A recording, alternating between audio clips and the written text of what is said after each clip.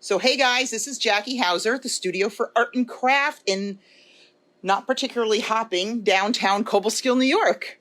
And welcome, and I'm going to show you as much as I can about how to do the Dot Mandala classes. I'll show you some technique, but mostly, well, I'm going to show you the technique that you need to know to get it done, but I'm going to tell you what makes this different than the classes that I do online is I'm also going to show you how I set it up and everything. So this is the plate I'm going to demo for you. When I do a class, whether it's for online or it's on in person, I base coat the plates ahead of time. Okay, so I use the Mako foundations, and I do my 3 coats front and back. Sometimes if I'm doing a platter, I will not do the inside the foot area, because that way, especially because I do a lot of black base coating, and you know, I don't really like for the stilt marks to show that much in the black. So I tried, you know, and they can be heavy, those platters. So that's just an idea for you. So here's how it starts. So pretend this is base coated. I didn't base coat it because I want to show you what I do when for the base coated ones. Emma, can you bring me a stylus, please? Is because it's got the base coating on it. You probably, I have in the past done it with the washable marker that I'm going to show you now, but I typically will just use a stylus. And so instead of it being the marker, when I put my template down, and this is one of my favorite templates. Okay, this is brilliant. Wait for it. This is a round template. I will typically put it into place and then just use the stylus to mark, because it will leave a small indentation. In fact, as you can see, it'll even leave, I don't know if you can see it from this distance, I can pick it up. Whoosh. It'll leave a little mark even on the raw bisque. So it's really not a bad idea, but I want this to really pop for you for this one. So I have instructions that I write for myself or for my team on how to mark the plate. So this one gets a center dot, and then it gets each of these, I call it, every other ray. So I'm just highlighting this. This is how I mark them up. The templates, we'll talk about resources, I guess, at the end. But I think that I've gotten my templates in a number of different places. They're not hard to find. The plate that I use the most, and the one that I'm doing this design on, is a legacy plate. I'm pretty sure Savannah will post the number. Sometimes I know the numbers, sometimes I don't. So that's one of my templates I wanted to show you. I'm going to come back to that in a second. I have a design, this one, that I brilliantly called Square Plate. This was the first design I did on a square plate, so it didn't need a better name. This is what the design looks like. And I'm doing this one next Tuesday, actually live at 6 p.m. Eastern. But I'm doing this one, and then this is what the template looks like, because this is one of my more quote-unquote complicated designs. But this is the square template that makes that. All right. These are the large templates, and I love those. The other size templates that I have that I use a lot are these smaller ones that are really easy to find. These are probably about an 8-inch template. This one is a 16 ray, but I also have the exact same one in a 12 ray because I need them both. So I'm looking for questions. If anybody, I'll stop occasionally and take a breath. But I know I have so much to show you, I'm afraid of not getting through it all. So if you come to a class, what I do is I typically will use a little plastic palette, and they're all labeled A, B, C, D, E, typically F also. And because people can choose their own colors, I refer to the colors by their letter. So I'll say, now we're going to do color A, or what have you. When I do the online classes, I really don't so much offer your choice of colors, because that would be too hard, because people aren't here to thank you, Legacy Dinner Plates 150. I told you I would remember some of it.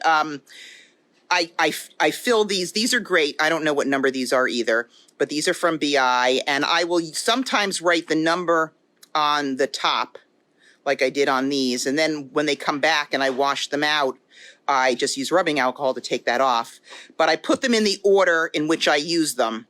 And it depends, what I'll write on them will partially also depend on whether there's two colors that are the same. Like the plate that we're doing, all the colors are super different. So I might not write anything on them because I feel like it's easy enough for me to say we're going to use the pinkish color and then we're going to use the darker red color.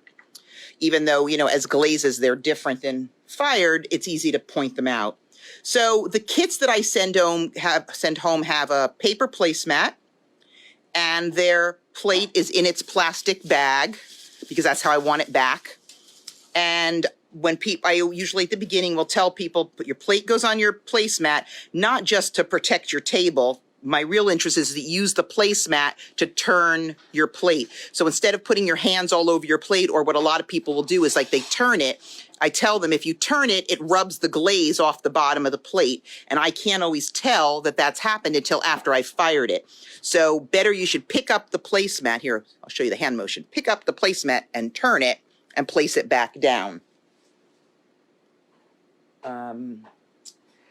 So that's, and I emphasize turning it, but we'll come back to that. So they have their placemat, they have their plate that's pre-marked or pre-etched, and then they'll have their paint pods, and then they have a paper towel, which I tell them to dampen, an ever-exciting piece of scrap paper for us to do a little practicing on, and the dotting tool, the beloved dotting tool.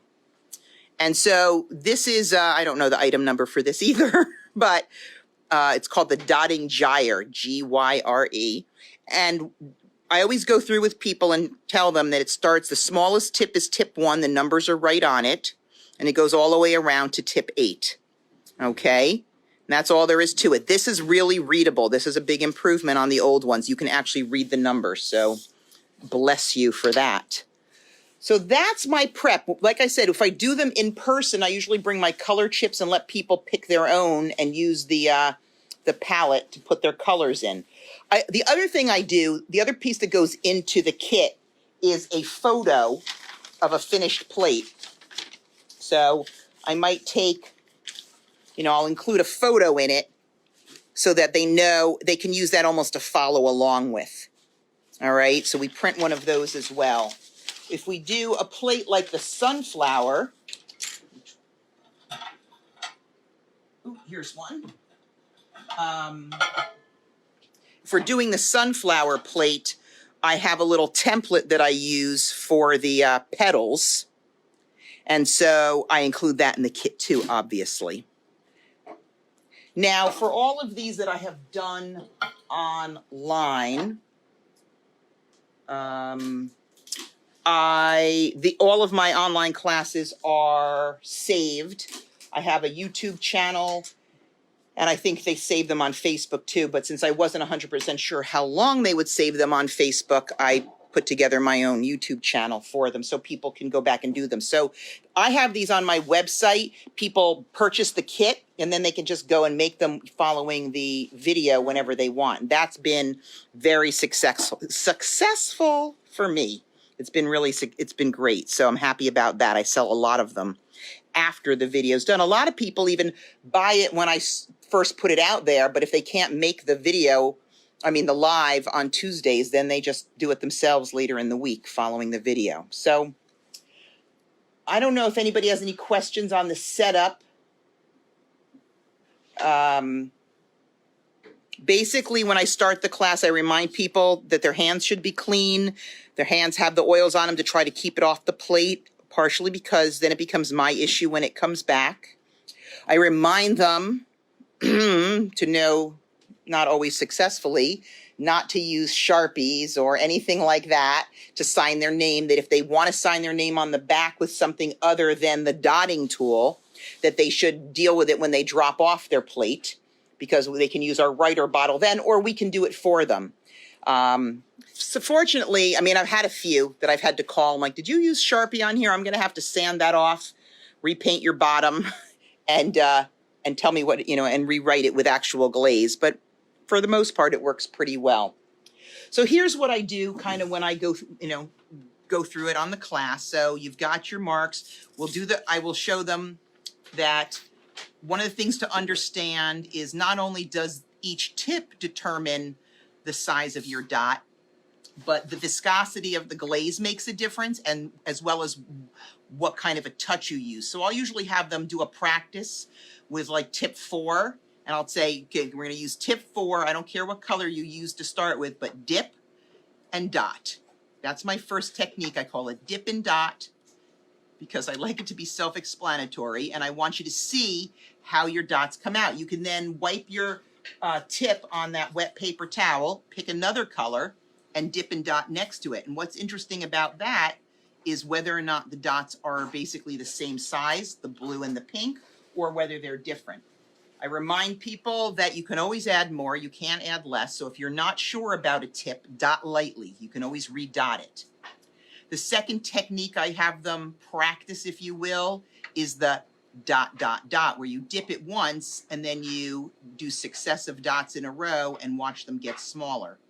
That's a very popular technique you'll see me use on this plate. And then the third technique, if it applies, which it does to the plate, what I'm gonna show you is the drag. My favorite tip to drag with, because that's who I am. I have a favorite tip for dragging. And yes, Pam, anyone can see my YouTube videos. You can either, what you can do is, if you can't just get to them directly, you can go, if you go on my website, which is the Studio for Art and Craft, no S's, .com, and you go to where you would order the kit, there'll be a link right there to the video. I know it's something to do with what you're doing. I need turntables for my studio. Yeah, I do. I call that cheating because I have a turntable and my customers, you know, when I do it online, they don't. Okay, so the drag is another popular one. I tend to drag a lot with tip 3. And basically what I'm doing is I'm going to hold it down, let some of the paint flow down, and then take a little pressure off and just pull it down. And I definitely, if there's drags involved, I want people to practice this a little bit, because you can get a lot of different looks with a drag, and you just really have to find your own. Okay, so you can see how different all my drags are. And it's like, ooh, I like this last one that looks like a comma. So I want to practice that one a little bit. Okay, so I have them practice literally on a piece of scrap paper, and then we're good to go. So when I'm teaching it, this is the way I do it. And I have written instructions as well, as I said earlier, but for you, if you wanted to, you can just sort of take it from the video if that works better for you. But anyway, I'm going to say we're going to start with tip number 8. It's the biggest tip. I go much slower at the beginning and I show a lot more at the beginning because everybody's a little bit nervous. And we're going to start with the dark blue. Okay, and we're just going to put one big dot in the middle. And the other thing that makes a difference in the size of the dot is how long you leave it on the plate for, how much glaze will drip down. So I want a nice big dot in the middle, so I just left it there for a second. I am super happy with that as a starting dot. Couple of things I'll remind people about. I remind them that it doesn't have to be like perfectly round, that the beauty of doing these with glaze versus acrylics or something else, aside from the fact that the plate is now usable, is the fact that it will round out pretty well in the kiln. That's the kiln magic at work. And that always sets people's minds at ease. And the other thing I always talk to them about at this point is the not to try to fix mistakes. If they put down dots that kiss each other, leave it alone. I'll show them at the end how to fix that. So then I might go on and say, okay, now we're going to use tip number 1. And we're going to just do a circle around here aligned with each of these rays. So I don't give oftentimes a huge amount of markings on the plate because I just don't like to. I don't think it's safe, and I want people to have their own freedom. So I always say tip 1, always start lightly. So I'm just going to put one little dot. You can always make it bigger. And I remind them to always, I'm left-handed, so I'm always going to dot on the left side. So if you are right-handed, you want to dot on the right side and then turn your plate. Usually when I'm not working with a turntable, like when I'm designing at home, I will probably get 4 dots in and then turn and then do my other 4 dots if it's an 8 dot count. This one's pretty easy because they don't have to be exact. I'm not trying to put something in between. You'll see that on some of my other designs where I'm trying to fit stuff in between. That's, you know, just a little bit more particular. So then for this particular design, I'm going to go to tip number 5, and I'm going to do a dot, dot, dot, starting at, starting right there at the end of that. So I'm actually going to start with a large dot. Is that correct? I love my doing it backwards for you guys. Yes, I am. Oh, sorry. Let's see. Yes. So why 1? So I'm going to just do a 1, 2, 3, 4. Sorry. Okay. I'm only going to focus on 1. I'm not going to do the whole plate for you guys because I want to show you so much more. 1, 2, 3, 4. I just keep doing that, right? 1, 2, 3, 4. I often do count along with them, at least for part of it. And then the biggest thing I find when I'm doing these live is giving people time. You know, I dot all the time. I've dotted this plate, I can't tell you how many times. So I tell people, when you're done, click the thumbs up button so I can see that you're done.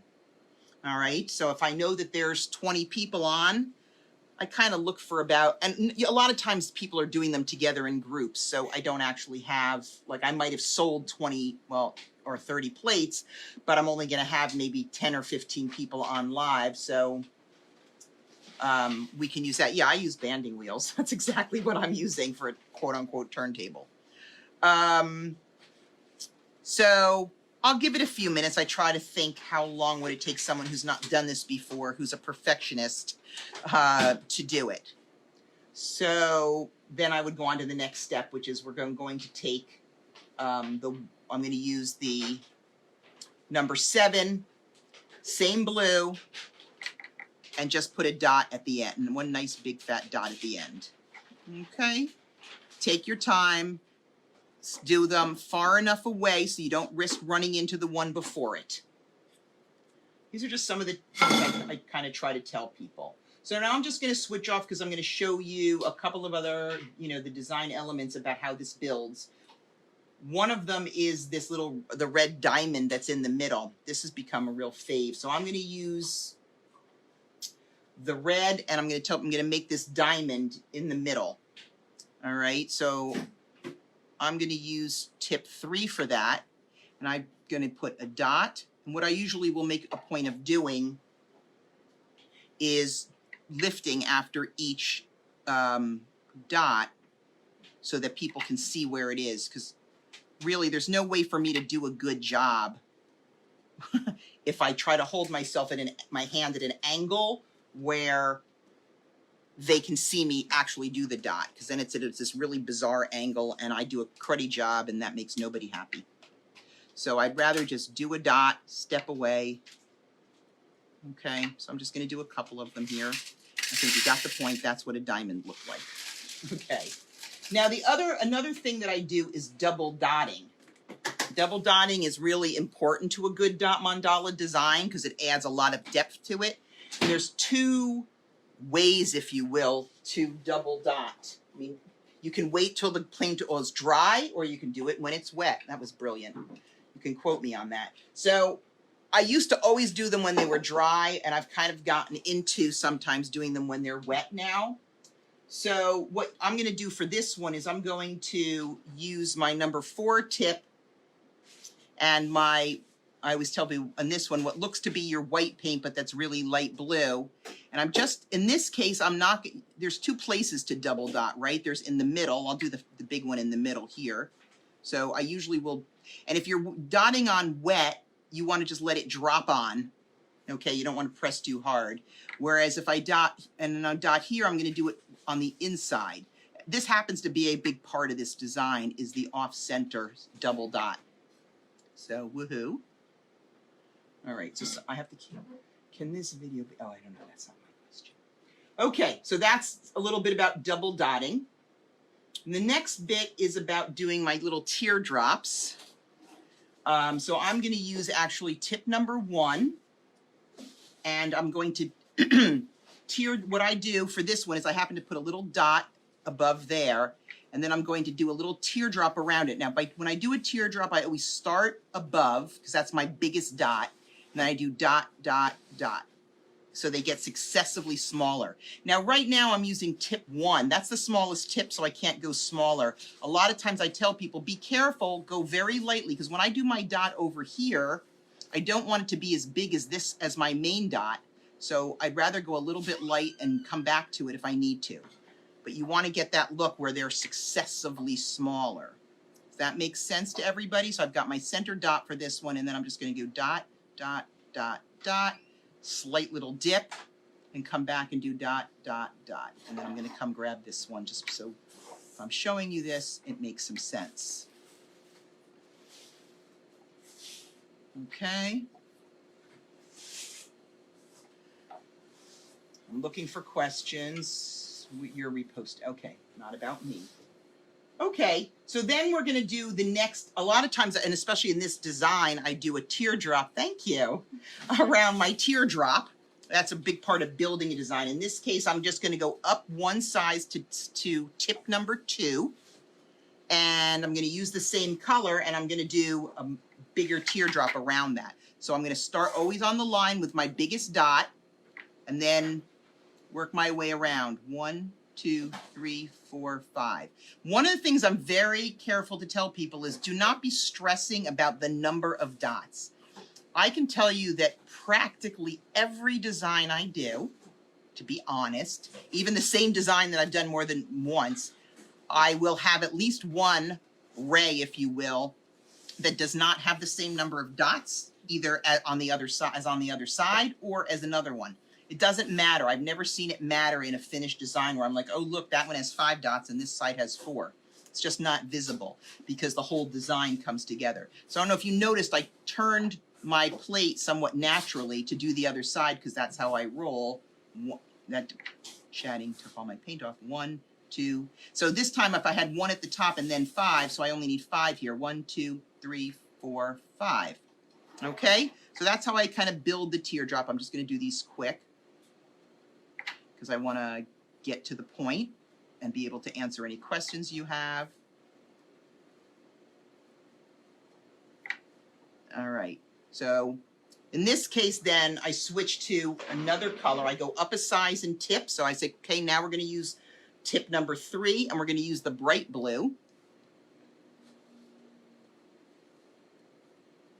The other thing that's important to tell, once you get to this point where you have things like 7 dots, it's always possible that you're going to run out of glaze on your tip before you get to the bottom.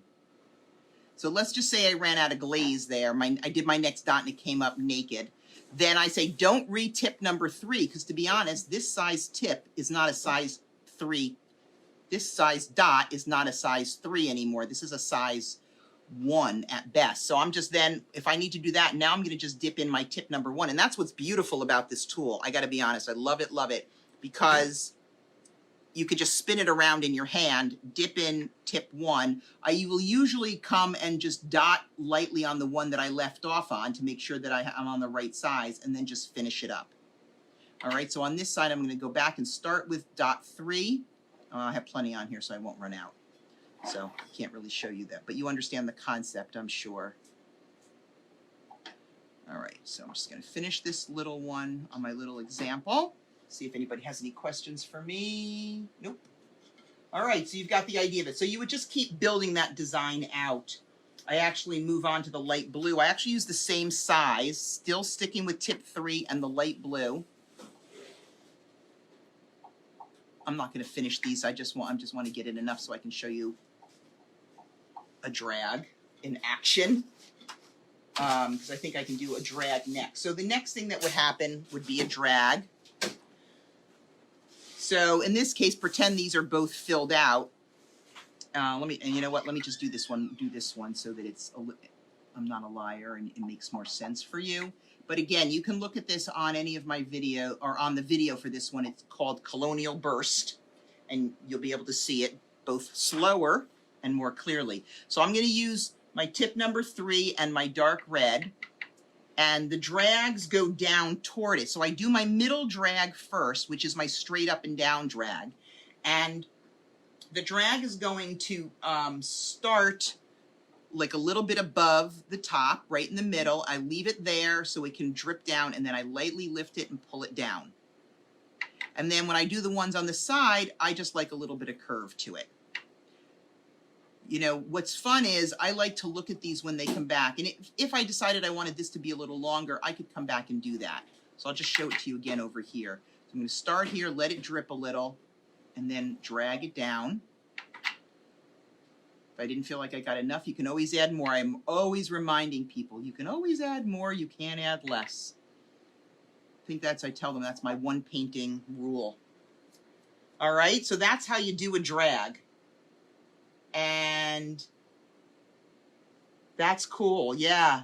So these are the techniques that I use. There's so many others, and I'm often adding new things too, but these are the ones I use a lot to bring it to life. I'm just gonna look and confirm that I don't have anything else in here that I mean, this is just, I take them step by step and I build it out. Double dotting is key. I would normally add another dot here. And then the last thing I'll show them at the end, I'll usually try to make a mistake. Here, let me make a mistake. Well, I can't now. My paint will be too wet. Well, I'm going to do it anyway. Let's pretend that I put these two that they kissed. All right, I'll come back to it because I can't really show you my whole point about it while it's wet. But this is, does anybody have any questions about the techniques or dragging with white paint? I'm not. Well, I mean, can you? I don't know what the question is. Sorry, Denise, I don't 100% follow. Are you dragging with white paint? Maybe? No, well, I did my drags with the red paint. So I put it down, let it hold, and then drag it downward. And again, when I'm teaching the techniques, when I'm teaching the plate, and you'll catch this if you watch the videos, you'll hear me explain it the way I explain it to customers. Yes, nail dotting. Yes, absolutely. Some of those moves are really fun in here. I have a Christmas tree design I do where it's in the shape of a tree that I've kind of drawn on, and that has a lot of different techniques in it. That was super popular this year. I don't have a video on it because that was before I got the idea to do the videos, but I will come the fall. Yeah, this is good. It's really, I saw you drag. Oh, you didn't see the color. Yeah, because my hand gets in the way. I apologize. I have no way to do it without my hand being in the way. But I'm going to show you some of the different ones that I've done because I know I'm always want to be respectful of your time. This is, so I showed you the sunflower. I'll just do a quick recap of it. This is one of my most popular designs. And don't ask me why. I'll never understand why one design is so popular. Other than people like sunflowers. This is a really fun design. Let me show you how to do that. I'm just going to show you on this plate, even though it has nothing to do with the design. All right. A lot of another technique I use a lot, I call triangulating. So I'm just going to work on this one over here. So I will tell people once we put, say, these two dots down, that I'm going to say, like, take tip 3 and the blue and put a dot in between those two so it forms a triangle. Okay, I call that triangulating. Before you do your knot. You don't have to, Stephanie, let the glaze dry. You can double dot on top of wet. Just let it drip on, kind of a deal. Touch it very lightly and let the wet glaze pull your glaze down. Or you can, here, let me just show you, in case you can see, here's what it looks like if you dip on top of dry glaze. I think it actually centers better, to be honest, when it's done on top of wet glaze. Are the blue lines marker? Yes, those are that's washable marker. I don't usually use the washable marker on a customer's plate. I usually, as I said, I have their plates all base coated so that when it comes back to me, I just stick it right in the kiln. Okay, I don't have to clear. I use the Mako foundation, so I don't have to, like, what do I get? Skip the dip. That's what I get to do. And just put them right in the kiln. And that makes me happy. And for a couple of reasons, partially is I just don't like to get the glaze too thick on these, because if you think about it, you've got your base coat and then sometimes you can have 2 and in some cases 3 levels on top of that, that can be a little bit scary. Sometimes I'll tell people if they're making their dots, they shouldn't really be domed, and you can just use your tip to actually pull a little bit of glaze off when you put it down and dot it off on your paper towel if you need to. So anyway, I was showing you the triangulating thing, right? So I'm just going to do this real quick. Everything I'm trying to do, I know, is so quick because I want to be respectful of your time. Let's see if you can get the visual on this. So anyway, that's putting a dot in between each of those dots so that it's a triangle. And then I go out to the next level, and I'm just going to stick with the, I don't know if I should, I'm going to try to do every other color now, maybe. I go up one size and do the same thing. And I'm actually going to do every other one in a different color so you can see how it develops. Also, you get to see that very real phenomenon I talked about, which is that different, even with the same tip, different colors will make different size. So I keep triangulating. I keep putting my dot in between the two dots. And in this case, I would be saying that for the pink, I put it, in my case, to the right of the pink dot, to the right of the pink dot. That's how those come. So now when I go up to the next one with the red, I'm going to the right of the, I'm going in between these to the right. And my point is, I don't know if in this quick of a view, if you can see how the design starts to develop. Can we see that on there? Maybe you can. Let me keep going a little bit. You can start to see when you do this, yeah, you can see that it kind of creates that rounded look. And that's how you get that swirl. Emma, do you have the other, a different sunflower plate? It has bigger dots on it. Thanks. Oh, here's another one that has that technique on it in the middle. This is called pinwheel. Thank you. So you can see hopefully in here that you have a little bit of that rounding. This is the one I like to show because I think you can see it really clearly on this one. All right. Any questions? What we have, our customers do a wash. Yeah. So, I mean, for me, a wash I'd still have to clear glaze it, and I, hate to clear glaze. Okay, that's a little about me. But but that's how I do is we prep them all so we know that they all have good bases on them. But you don't have to do it, especially when we do the to-go kits, we do it because you can't really do this. It's hard to mark them if the paint is wet. So I have learned to I like them pre-marked so that when we sit down, we're doing the design. When I do these in person, by the time everybody gets settled and has chosen their colors and we've chit-chatted and stuff, I find that these classes will take, oh, thank you, Amy, will take like solid, typically 2 hours. I mean, I have some that I can do in an hour and a half, but when I do them in person, I'm walking around, I'm checking everybody's stuff. When I do them online, happy days, they don't take so long because even though I wait and I ask people to give me the thumbs up when they're done so I know when to move on, it still goes faster.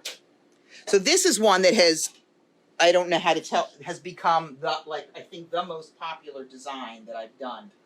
I call it the oval cheese plate. And maybe it's because I gave it a function. I'm not really sure. I don't know if it's that, if it's because it's off center.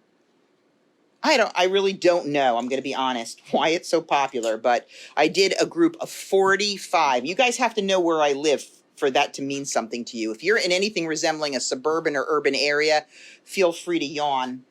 But for me to do, I would never do a 4-hour class. Sorry, Steph. I would I don't have that in me. But I live in a rural area, and for me to have 45 people sign up for a class was mind-boggling. So Savannah will tell you what the number of this plate is because I, of course, only know it as the oval plate. I think it's called the medium oval plate. So mostly I use the Legacies, to be honest, because the size is decent. It can actually be used as a plate. Whereas the other plate I use, when I showed you the sunflower, right? The sunflower I actually do on the hanging plate. I think it's called hanging dinner plate. That's the one. The pinwheel's done on that one too. So I'm coming back and showing you the pinwheel. The pinwheel is cool. If you look at it on my website, I haven't taught this one on my online. This was one of the first plates I ever did. And so I've taught it a million times, and I have various colors. I have one in blues and purples. Well, I did before today have one in blues and purples. That's poor Emma's back here cleaning out cabinets and cringing because she was there when it fell. I didn't say she dropped it. I just said she was there when it fell. But I said, that's okay. I'll need to do a sample when I do the class anyway. But I've done this one in greens. I've done it in all different colors. When I do them online, you'll see if you look at some of my order pages that where people can choose colors. Sometimes I let them choose the background color, and sometimes I'll let them choose these colors. When we do it in person, I'll have people who call me who say, I want to do mine in a dark blue background. Is that okay? And I just say yes. Yes, thank you. 2324, I recognize that number. So the other thing I want to show you before you guys get bored with me, which hopefully hasn't happened yet, is this one is called Happy Days, also done on the Legacy. This was a really popular one. This one, oh my goodness. Oh, I know what I'm going to show you next. This is called, yeah, believe it or not, Black and Blue. But because I try to mix up and have some on white backgrounds and, I do this one on a cream background as well. But this one is really popular. I did this one also as a clock class once. So I drilled the hole in the middle. This works out well for a clock. So this one's really popular too. This one is one that I was, I did this one. I call this one Funky Flower. And I did this one, I was doing a mug one night for an online class, and I have this group that's devoted to me, or to this, not to me, to Dot Mandala, and they didn't want to do it because they didn't want the mug. So I said, okay, I will record one for you. And this was a good one to do that way, because once you've gotten past level, really barely out of the red, you're just repeating the exact same step the whole rest of the way. So it's not a super exciting one to teach. Because there's nothing else to say once you've gotten the hang of how to do it and how to make it. I don't know if you guys can get a good look at it in terms of how it undulates, but it looks great. I do it in a rainbow, and I've also done this one in, what other colors? We did greens and yellows and purple, probably purple and blue. Sounds like me.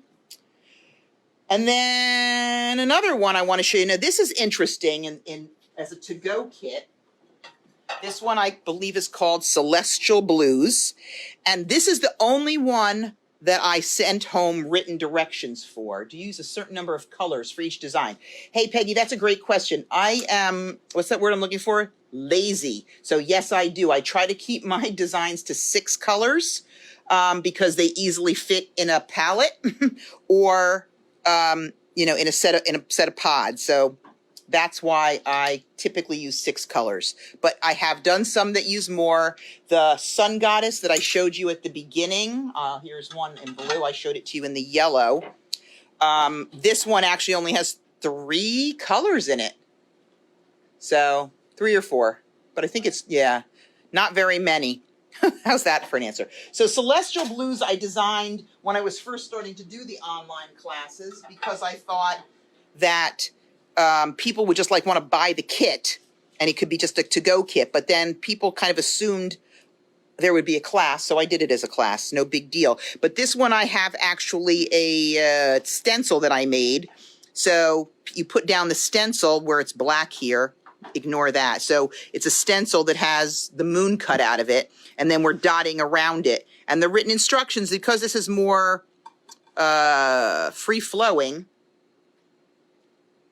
then it's a lot easier for people to do on their own. And then I give them also on the instructions, the directions for doing the little star. But this one is cool because people can do it on their own with the written instructions. My written instructions otherwise are not written for consumers. They're written for teachers. So, and if you want to get in touch with me about that, I think that I'll tell you how to do that at the end. So I'm just going to show you 2 more designs. This one is new. I called it Pennsylvania Dutch.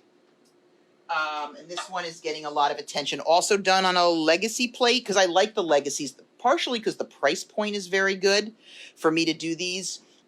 Before COVID, my classes for these were, and again, I know this is very market specific. So some of you will say, wow, that's a lot. And others will say, wow, that's not very much. It's like the Goldilocks of pricing here. But I would do these typically I started at 38 and then they ended up more around 42. Okay, if I partner, typically I'll take a little bit less because obviously the venue is bringing in more customers. And for me, that's worked out brilliantly in terms of helping me get new customers for the studio. So that's definitely marketing that pays for itself. So this is a new design. This one's coming up. This coming week is the square dish. And after that is... oh, the platter. So this one I call Bloomin' Beauty. This one's super popular. I did this on a round platter that I had, but I think this would also, I love one of my favorite platters to do for things like this is the Wrightsville platter. I don't know the number of that, but it would look great on this platter as well because this has a nice round inside. In fact, I think I'm going to do it on this one. Because I think people will like it. Also, I didn't do it on this one because I have another design in mind for it. But anyway, Bloomin' Beauty can also be done on a plate. So I make them so that it'll fit either the inside of the platter or the plate. And then the last thing I'm going to show you is my branching out into the coasters. So I'm always trying to do new pieces so that people love collecting the plates, but I need a break, so I don't need that many plates. I don't know. So anyway, that's the idea. And what I'm going to do on my coaster video is do a demo of each of the different designs, and I'm actually going to let them pick their own 6 colors. I've told them and you'll see this if you go to the website, you'll see I identified what each of the colors are that I used, but people can choose their own colors. And the whole idea is you can either pick one design that you like a lot and just do that for all of them if you're a symmetry kind of person. Or you can use the same set of colors and do, here's 4 different designs. The other thing is that once you have the hang of it, you can do whatever you want. And I think that's going to appeal to people. I'm trying to get people to start thinking more. Thanks, Susan. Wow, so cool. Anyway, thinking more about maybe just doing, like people in the studio will see our wall. I'd show you the wall, except all the pieces are here on the table right now. But we have a wonderful wall of all of our designs, and people will sometimes try to copy them, which is fine, or they'll just get inspired and do their own thing. So that, what else can I tell you guys? Anything else you need to know? That's the coaster set. You can also do them on the square coaster set. This was $484. The squares are $486. The reason I know I have that memorized because I sell a bajillion coaster sets because I use these for acrylic pouring.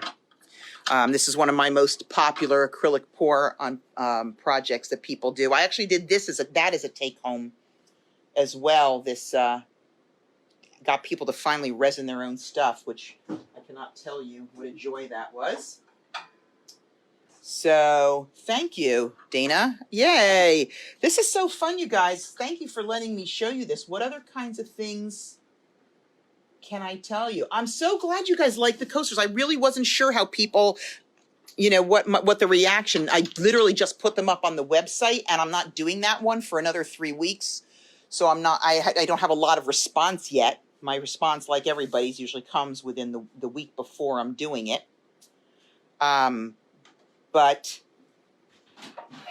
this is, this is what I got. I've done a mug one.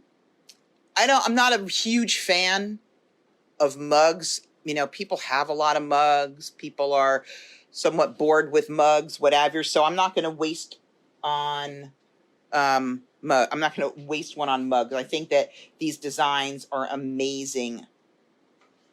Savannah, was there anything? Oh, so if you need to get in touch with me, I think that, I'm the Studio for Art and Craft, which is I'm the Studio for Art and Craft at gmail.com. You can certainly find me through the CCSA if you need to. My phone number, if you wanted to call, is 518-823-4053. That's fine. Give me a buzz. We're just cleaning the studio from front to back, reorganizing it. We're going to have a nice grand reopening with some things, with ideas that I got from all of you guys. So I can't thank you all enough for your contribution. And I'm glad to be able to give back. So if there aren't any other questions, I'm so glad you like these. Yay. So thanks all so very, very much. Have a great rest of your day.